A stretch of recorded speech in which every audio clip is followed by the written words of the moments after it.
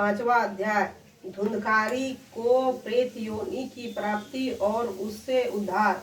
सूत जी कहते हैं, शौनक जी, पिता के वन चले जाने पर एक दिन धुंधकारी ने अपनी माता को बहुत पीटा और कहा, बता धन कहाँ रखा है, नहीं तो अभी तेरी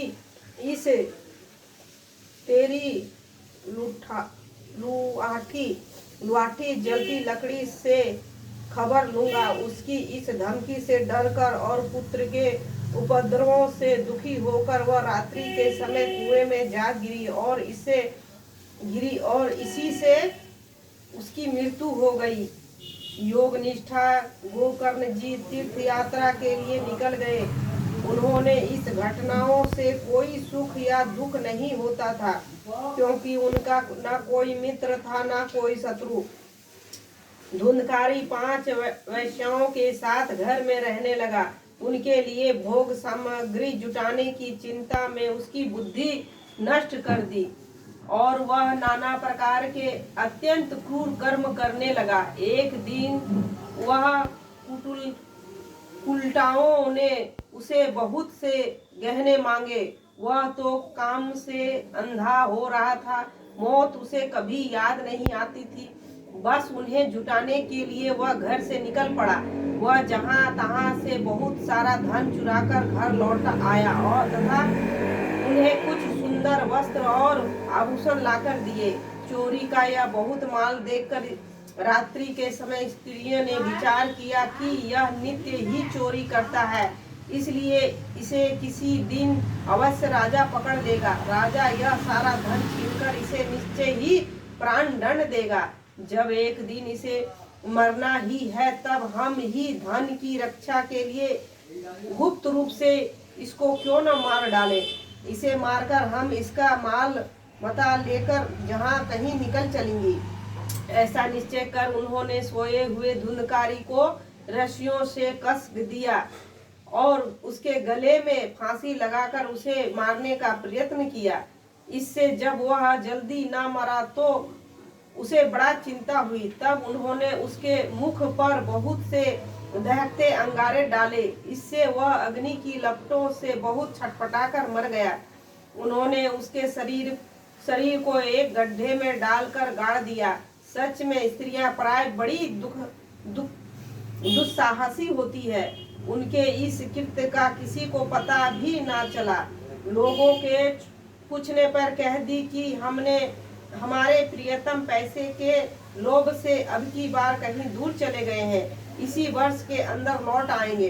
बुद्धिमान पुरुष को दुष्ट स्त्रियों का कभी विश्वास न करना चाहिए। जो मूर्ख इसका विश्वास करता है उसे दुखी होना पड़ता है। इनकी वाणी तो अमृत के समान कामियों के हृदय में रस का संचार करती है, किंतु हृदय छुरे की धार के समान तीक्ष्ण होता है। भला इन स्त्रियों को कौन प्यारा है। वे उल्टाएं धुंधकारी की सारी संपत्ति समेटकर वहां से चंपत हो गई। उनके ऐसे न जाने कितने पति थे और धुंधकारी अपने कुकर्मों के कारण भयंकर प्रेत हुआ। वह बवंडर के रूप में सर्वदा 10 दिशाओं में भटकता रहता था तथा शीत घाम से संतप्त और भूख प्यास से व्याकुल होने के कारण हा देव चिल्लाता रहता था, परंतु उसे कहीं भी कोई आश्रय न मिला। कुछ काल बीतने पर गोकर्ण ने भी लोगों के मुख से धुंधकारी की मृत्यु का समाचार सुना।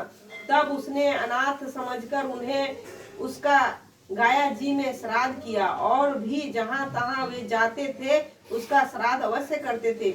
इस प्रकार घूमते घूमते गोकर्ण जी अपने नगर में आए और रात्रि के समय दूसरों की दृष्टि से बचकर सीधे अपने घर के आंगन में सोने के लिए पहुंचे। वहां अपने भाई को सोया देखकर आधी रात के समय धुंधकारी ने अपना बड़ा विराट रूप दिखाया। वह कभी भेड़ा, कभी हाथी, कभी भैंसा, कभी इंद्र और कभी अग्नि का रूप धारण करता। अंत में वह मनुष्य के आकार में प्रकट हुआ।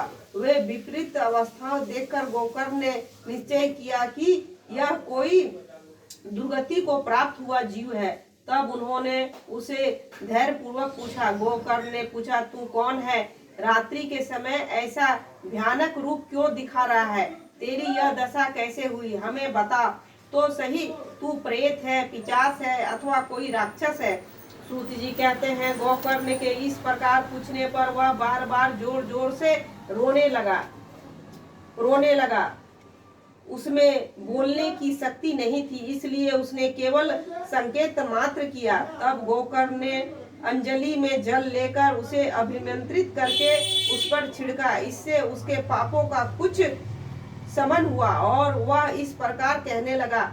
प्रेत बोला, मैं तुम्हारा भाई हूँ, मेरा नाम धुंधकारी है।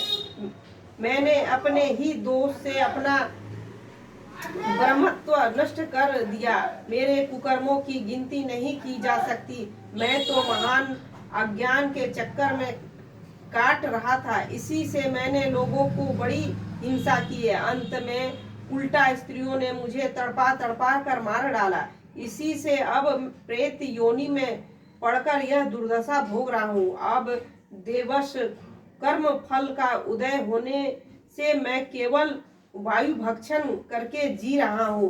भाई, तुम दया के समुद्र हो, अब किसी प्रकार जल्दी ही मुझे इस योनि से छुड़ाओ। गोकर्ण ने धुंधकारी की सारी बातें सुनी और तब उसने बोले। गोकर्ण ने कहा, भाई, तुम मुझे इस बात का बड़ा आश्चर्य है कि मैंने तुम्हारे लिए विधि पूर्वक गाया जी में पिंड दान किया, फिर भी तुमने प्रेत योनि से मुक्ति कैसे नहीं हुआ? यदि गया श्राद्ध से भी तुम्हारा मुक्ति नहीं हुई, तब इसका और कोई उपाय ही नहीं है। अच्छा, तुम सब बात खोलकर कहो, मुझे अब क्या करना चाहिए? प्रेत ने कहा, मेरी मुक्ति सैकड़ों गाय श्राद्ध करने से भी नहीं हो सकती। अब तो तुम इसका कोई और उपाय सोचो। प्रेत की यह बात सुनकर गोकर्ण को बड़ा आश्चर्य हुआ। वे कहने लगे, यदि सैकड़ों गाय श्राद्धों से भी तुम्हारी मुक्ति नहीं हो सकती, तब तो तुम्हारी मुक्ति अवश्य ही असंभव ही है। अच्छा, अभी तो तुम निर्भय होकर अपने स्थान पर रहो, मैं विचार करके तुम्हारी मुक्ति के लिए कोई दूसरा उपाय करूंगा। गोकर्ण की आज्ञा पाकर धुंधकारी वहां से अपने स्थान पर चला आया। इधर गोकर्ण ने रात भर विचार किया, तब भी उन्होंने कोई उपाय नहीं सूझा। प्रातः काल उनको आया देख लोग प्रेम से उनसे मिलने आए। तब गोकर्ण रात में जो कुछ जिस प्रकार हुआ वह सब उन्हें सुना दिया। उनमें जो लोग विद्वान, योगी, निष्ठ, ज्ञानी और वैद्य यज्ञ थे, उन्होंने भी अनेकों शास्त्रों को उलट पलट कर देखा, तो भी उनकी मुक्ति का कोई उपाय न मिला। तब सबने यही निश्चय किया कि इस विषय में सूर्य नारायण जो आज्ञा करे वही करना चाहिए। अतः गोकर्ण ने अपने तपोबल से सूर्य की गति को रोक दिया। उन्होंने स्तुति की, भगवान, आप सारे संसार की साक्षी हैं, मैं आपको नमस्कार करता हूँ। आप मुझे कृपा करके धुंधकारी की मुक्ति का साधन बतलाइए। गोकर्ण की यह प्रार्थना सुनकर सूर्यदेव ने दूर से ही स्पष्ट शब्दों में कहा, श्रीमद् भागवत से मुक्ति हो सकती है।